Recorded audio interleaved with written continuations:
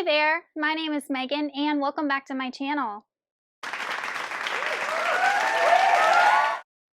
Today I'm going to be doing a book review for The Bands of Mourning by Brandon Sanderson. Now I am going to be having a non-spoiler section of this review as well as incorporating some spoilers, so I will put timestamps in the description box if you are interested in just skipping to one part of the review or another. But before we go ahead and get on into the review, if you are not already subscribed to my channel, please go ahead and hit that subscribe button, as well as the little bell icon so you can be notified every time I post new bookish content. I post new videos every Monday, Thursday, and Saturday, and sometimes other days throughout the week. Also, don't forget to check down in the description box below for links to all of my social medias, my Buddy Read Discord, and my Patreon, where you can be entered into winning book giveaways from me.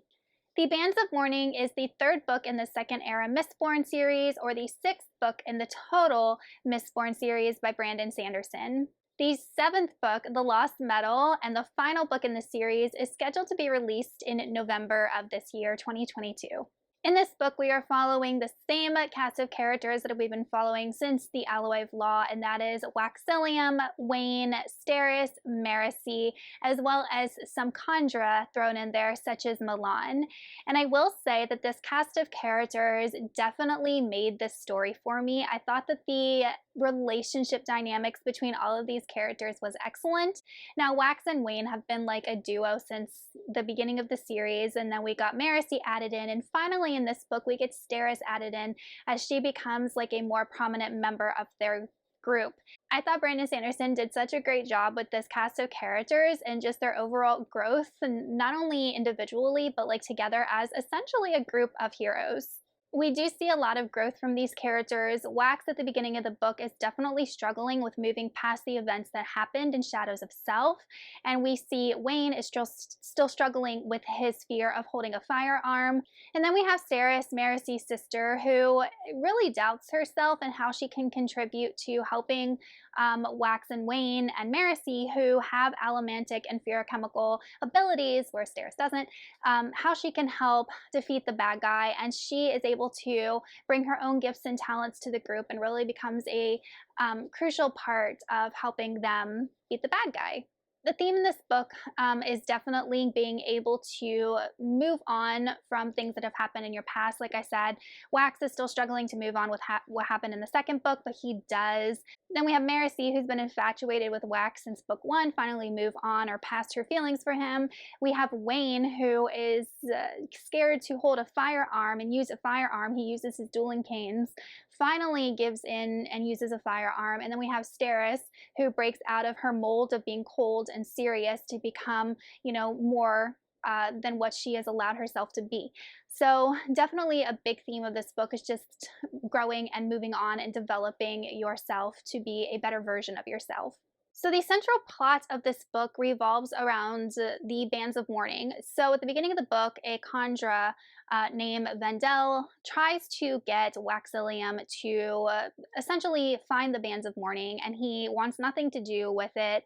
So the Kandra tries to recruit Marasi, and then Wax ends up agreeing to help Vendel not only find the Bands of Mourning, but also find a missing spike from another Kandra named R'hllor. So the Bands of Mourning are a mythical type artifact where if you put them on, you will be imbued with the allomantic and ferochemical abilities of the Lord Ruler. And these Bands of Mourning were rumored to have been created by the Lord Ruler.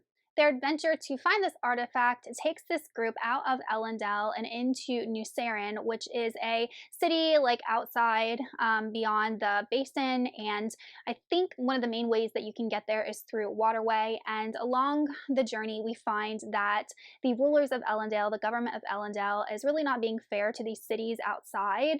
They are overtaxing them. They are just corrupt, essentially, in their business dealings and dealings in general with all of these other cities.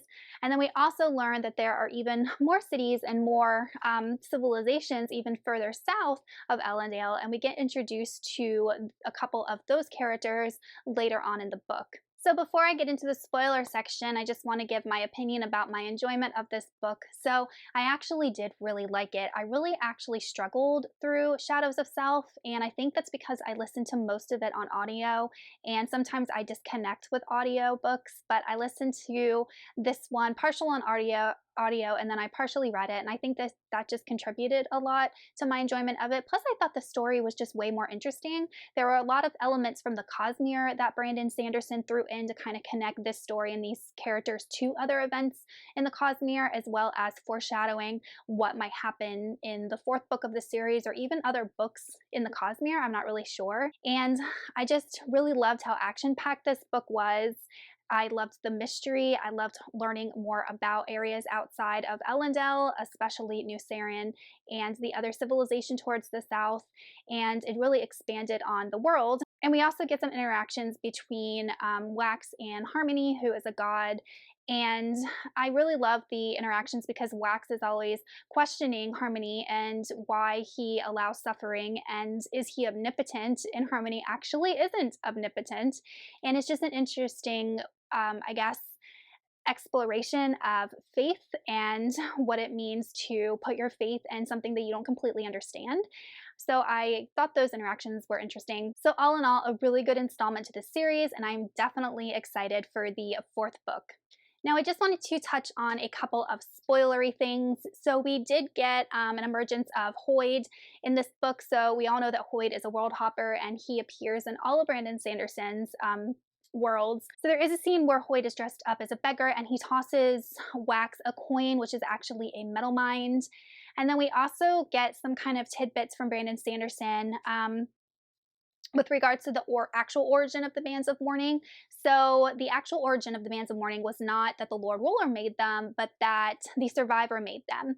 So in the south, this new civilization that we get introduced to basically talks about the Survivor, and the Survivor is actually Kelsier. So there's been a lot of debate over whether Kelsier actually died in the first Mistborn series or if he is still around. So I think all of us are in agreement that Kelsier is not dead and that he is the leader of the Ghost Bloods, which appears on Roshar, and he is just kind of reappearing in these different worlds.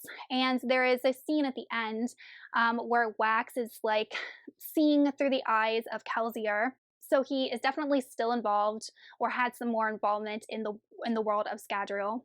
And then Brandon also gave us, I guess, kind of some hints as to what the conflict will be coming up in the fourth book. I'm not really sure, because he talks a lot about how the set basically worships Trell, but I'm still a little bit unclear on who Trell is. Like, is he a person? Is he a god? I don't think he's a god. He's not a shard or anything. So I'm a little bit not really sure what that is about, but the set is trying to overthrow Elendel's government. They are trying to bring allomancy and those type of abilities to make them available to all types of people, and they worship Trell. So I think the fourth book, or maybe some book in this world of Brandon's, will address the conflict between Trell and then his followers, and then Harmony and Wax and his followers. So it leaves a lot up to the imagination, kind of wondering where Brandon Sanderson's going to go with this storyline. So those were just a couple of spoilers that I wanted to address. I'm sure there are a ton more little nuggets that were thrown in there that completely flew over my head, but I'm really glad that he has incorporated some elements from his Cosmere into this series. All right, you guys, that is it for my review for The Bands of Mourning by Brandon Sanderson. All in all, I really enjoyed it, and I gave this book a 4 out of 5 stars. Let me know in the comments if you've read this book and what you thought of it, and I will see y'all in another video soon. Goodbye!